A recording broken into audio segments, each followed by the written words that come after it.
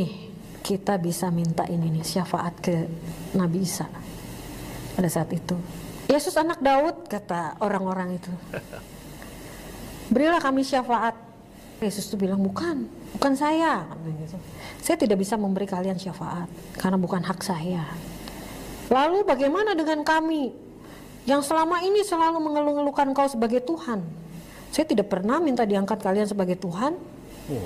Saya tidak kenal kamu. Yesus anak Daud, ini saya loh yang dulu memimpin sebuah majelis gereja.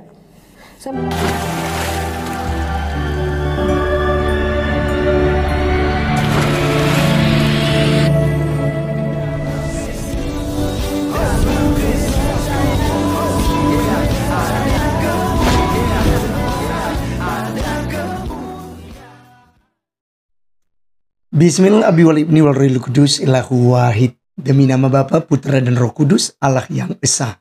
Amin. Teman-teman sekalian, pada kesempatan kali ini kita akan menanggapi seorang mu'alaf yang bernama Christine ya.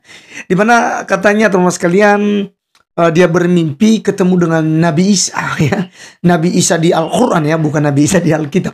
Tapi sayangnya itu dicocokmologikan ya. Jadi dia mengutip salah satu kisah di dalam Yohanes 8 katanya ya gitu ya. Tapi narasi yang disampaikannya itu tidak ada di dalam Yohanes 8. Kemudian dia ralat itu dalam Matius pasal yang ke-7 ayat 21 sampai 23. Nanti kita akan lihat Matius itu ya tentang bukan setiap orang yang berseru kepadaku Tuhan, Tuhan akan masuk dalam kerajaan surga, melainkan dia melakukan kehendak Bapakku. Nanti kita akan lihat bersama-sama.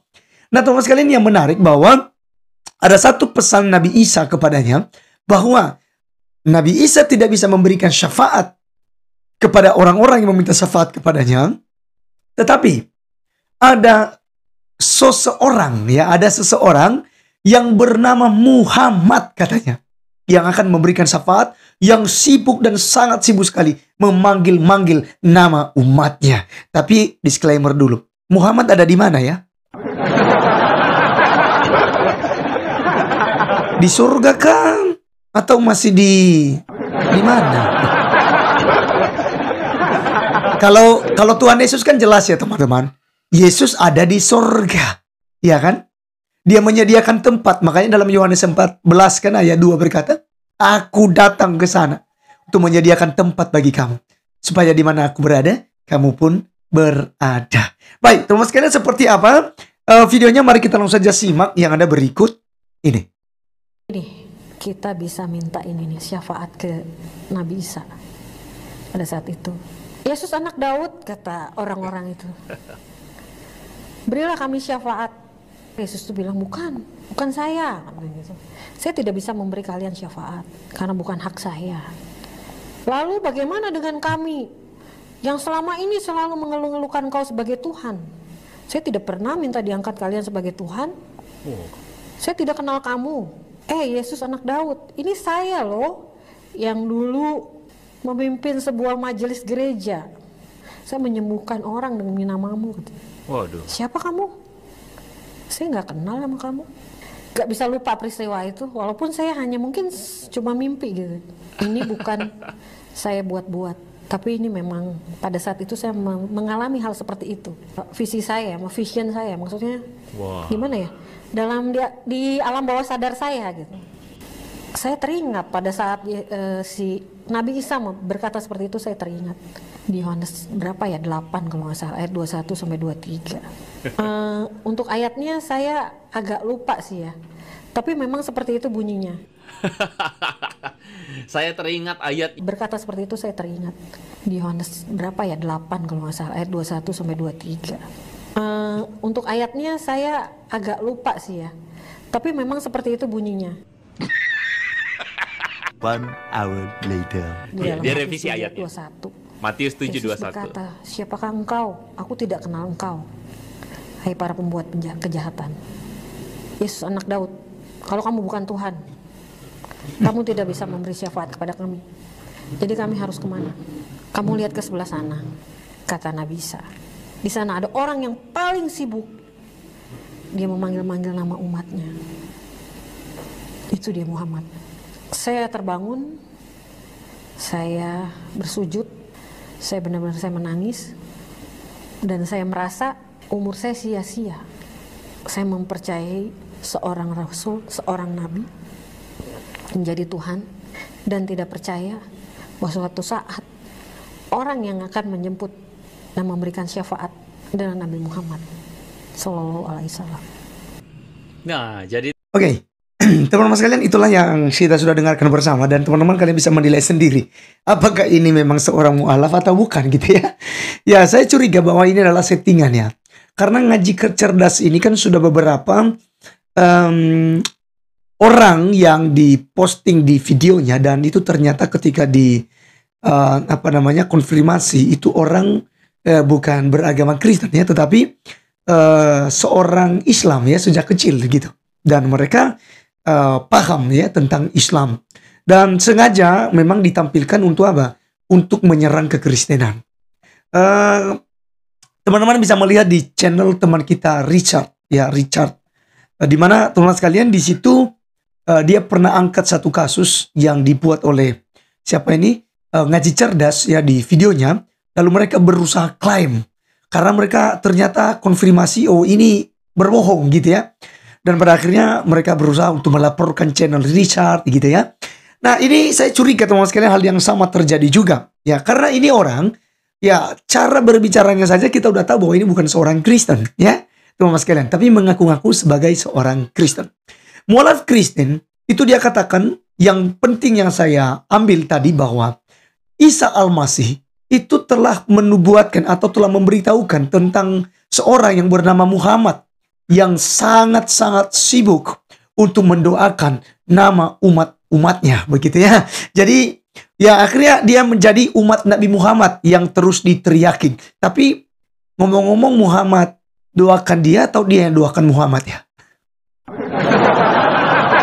Karena setahu saya kan berdoa ya, bersolawat untuk Nabi Muhammad supaya diselamatkan ya kan, keluarganya gitu ya, dia dan keluarganya gitu.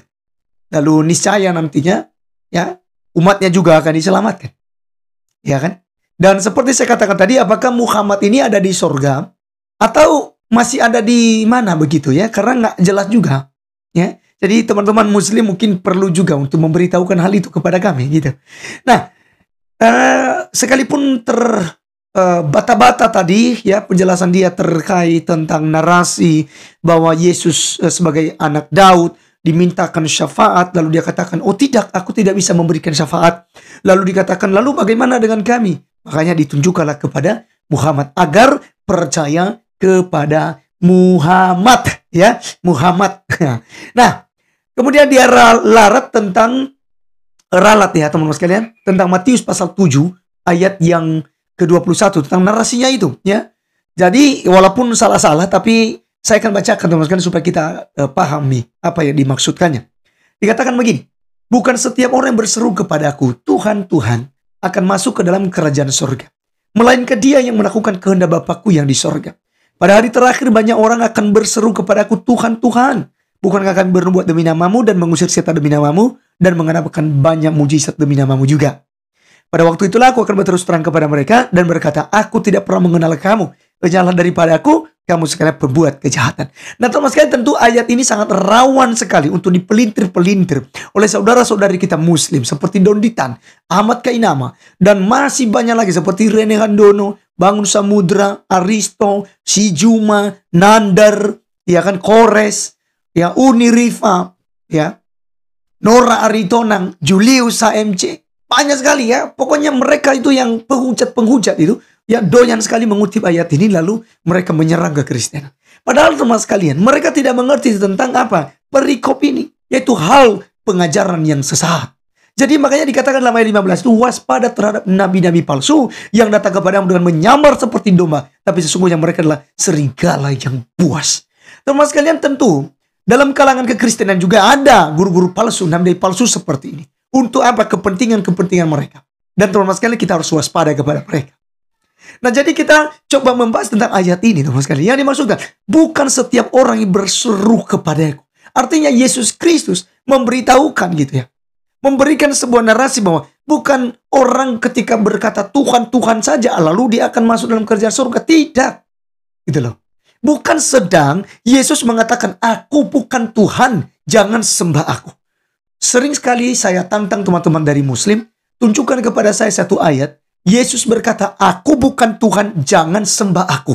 Aku akan tinggalkan Yesus. Jika kalian bisa menunjukkan ayat, aku bukan Tuhan, jangan sembah aku. Karena ayat ini, Yesus bukan sedang mengkonfirmasi bahwa dia bukan Tuhan. Tapi yang dilakukan oleh Yesus di sini dikatakan bahwasanya bukan setiap orang yang berkata Tuhan, Tuhan. Bukan setiap orang yang memanggilnya Tuhan akan masuk dalam kerjaan surga. Karena banyak orang yang memanggilnya Tuhan kok. Seperti Wanos, Jeong, Marsionis, Sabelianisme. Ya kan? Aliran-aliran sesat dalam kekristenan juga memanggil Tuhan, saksi Yehova.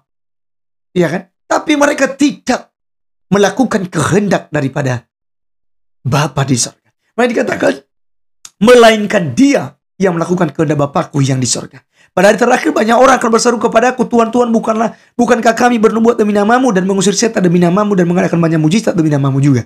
Ini Yesus sedang mengkonfirmasi bahwa di hari terakhir ada banyak orang yang menggunakan nama Yesus untuk kepentingan perut mereka, untuk kepentingan diri mereka sendiri. Dan di kalangan kekristenan itu akan terjadi hal itu. Terbukti sampai pada hari ini. Maka Yesus Kristus hendak memberitahukan kepada orang-orang di zamannya dan kepada kita sebagai orang-orang Kristen saat ini supaya kita jangan terlalu mudah percaya. Ujilah segala sesuatunya. Ya. Karena tidak setiap orang yang berseru itu akan masuk dalam kerajaan surga, mengadakan mujizat. Ya.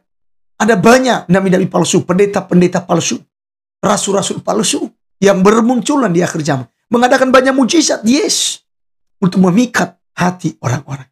Tetapi mereka adalah serigala yang puas. Jadi teman-teman sekalian, ya, Yesus katakan bahwa pada hari terakhir, aku akan berterus terang kepada mereka, aku tidak mengenal engkau. Enyahlah dari hadapanku, hai kamu sekalian pembuat kejahatan. Jadi teman-teman sekalian, menjadi seorang Kristen itu tidak hanya menjadi percaya pada Yesus, tapi juga harus melakukan kehendak Bapa. Apa yang menjadi kehendak Bapa? Adalah mengasihi Bapa. Mengasihi sesama. Ya, itulah yang dimaksud dalam Matius pasal 22 ayat 37 teman-teman sekalian nantinya. Sampai ke 40. Dikatakan, hukum yang terutama, kasihlah Tuhan Allahmu dengan segenap hatimu, dengan segenap jiwamu, akal budimu. Ya, itulah hukum yang pertama dan yang terutama, dan hukum yang sama dengan itu, kasihlah sesama manusia seperti dirimu sendiri. Inilah perintah Allah. Inilah perintah Bapa yang dimaksudkan oleh Tuhan Yesus Kristus untuk kita saling mengasihi. Ya, jadi teman-teman sekalian, mualah Kristen karena sudah keluar daripada kekristenan, maka binasalah. Binasa. Karena di luar Yesus pasti binasa. Jalan menuju surga itu hanya melalui satu pribadi, yaitu Yesus Kristus Tuhan kita. Tuhan Yesus memberkati. Sampai ketemu di video berikutnya. God bless you all. Amin.